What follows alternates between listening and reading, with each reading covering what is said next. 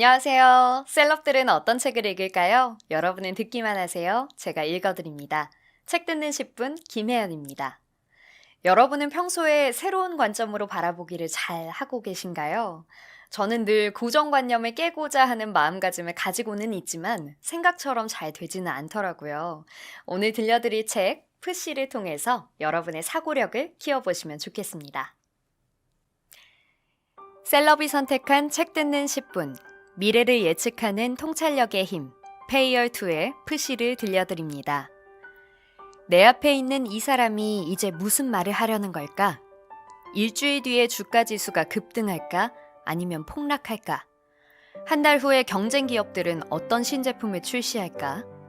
한 번쯤은 이런 문제에 대해 궁금해한 적이 있을 것이다. 그리고 대개는 앞으로 일어날 일을 무슨 수로 알겠어?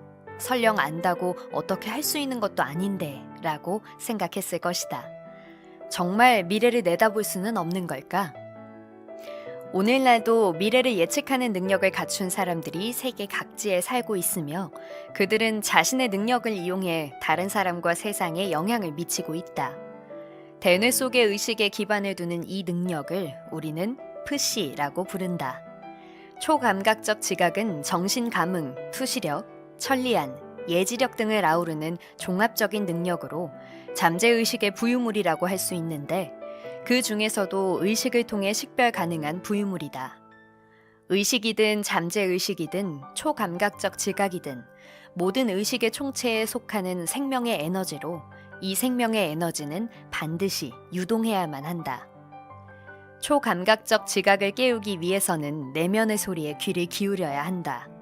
마치 친구와 대화하듯이 자신의 내면과 대화를 시도해야만 한다. 그리고 그로부터 해답을 찾아야만 한다. 또한 초감각적 지각을 깨우는 가장 중요한 열쇠는 의식을 한 곳에 집중한 후 끊임없이 반복적으로 되뇌고 또 되뇌는 것이다. 때와 장소를 가리지 않고 언제 어디서나 틈틈이 자신의 목표를 확인하고 끊임없이 그 목표를 생각해야 한다. 이렇게 할 때 잠재의식의 도움을 받아 성공적으로 초감각적 지각을 일깨울 수 있다. 어떤 사람은 초감각적 지각을 가졌다. 그들은 아주 예민한 마음을 가졌기 때문이다. 사물을 자세히 관찰하는 사람은 마치 마술사처럼 사물을 확연히 다른 것으로 바뀌게 할 수 있다. 무엇이든 관심을 기울이고 자세히 관찰하면 평소 간과했던 사소한 부분도 발견할 수 있다. 이를 통해 우리 삶은 다채로워지고 더 많은 정보와 지식을 포착할 수 있다. 러시아의 대문호 톨스토이는 세상 모든 것이 흥미롭다라고 말했다. 세상의 모든 것에 흥미를 느끼면 그 속에서 진정한 흥미로움도 발견할 수 있다. 운명이란 한 사람이 평생 걸어온 길이자 이룩한 과업이라고 할 수 있다. 자기 운명의 신은 바로 자신이다. 우리는 자신의 운명을 지배하고 주재함으로 오늘의 내가 미래를 향해 나아가도록 해야 한다. 더 나은 내일의 나를 위해서는 준비를 잘해야 한다. 미국의 철학자이자 심리학자인 윌리엄 제임스는 다음과 같이 말했다. 인간은 자신이 가진 지능의 10%밖에 사용하지 못한다. 대부분의 사람은 자신에게 어떤 재능이 있는지조차 알지 못한다. 우리가 성취해야 할 성과와 비교해보면 사실 절반 이상의 재능은 아직도 잠들어 있다. 우리는 자신이 가진 능력의 극히 일부만을 사용할 뿐이다. 대부분 스스로 세운 제한된 공간에서 생활하면서 자신의 다양한 능력을 제대로 이용하지 못하고 있다. 우리를 속박하는 것은 과거의 의식이다. 이런 속박에서 벗어나고 싶다면 변화를 꾀해야 한다. 그러나 변화는 어렵다. 왜 그럴까? 습관이 변화를 방해하기 때문이다. 습관이 모여 성격을 만든다. 일부 습관이 미래의 자신에게 다가가는 것을 가로막는 장애물임을 알고도 그대로 내버려 둘 것인가? 제 아무리 어렵다고 해도 의식만 깨어 있다면 습관을 바꾸는 것도 잠재의식을 바꾸는 것도 모두 가능하다. 우리는 늘 깨어 있어야 한다. 누가 친구고 누가 적인지, 누구를 믿고 누구를 믿어서는 안 되는지, 어떻게 상대를 이길 것이며 또 어떻게 새로운 단계에 오를 것인지. 이와 같은 문제에 있어 우리는 반드시 깨어 있어야 한다.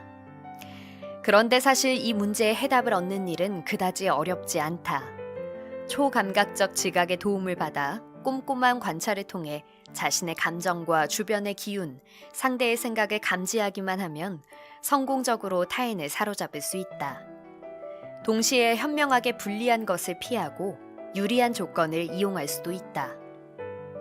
성공한 사람의 마음은 항상 불타오르고 있으나 실패한 사람은 언제나 불씨가 지펴지기를 기다리기만 한다.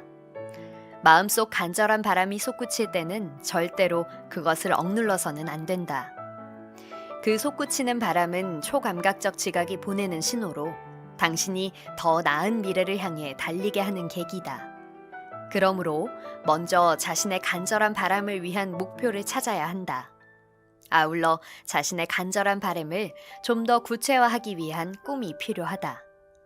그 무엇보다 중요한 것은 간절한 열망이다. 진정으로 초감각적 지각의 힘을 얻고 싶다면 단순한 바람이 아닌 간절한 열망이어야 한다.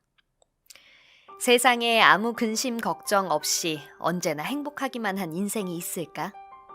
후회 없는 인생을 살고 싶다면 가능한 한 멀리 내다보고 인생의 장기적인 계획과 비전을 세워야 한다. 현재의 선택이 미래의 성패를 결정하기 때문이다.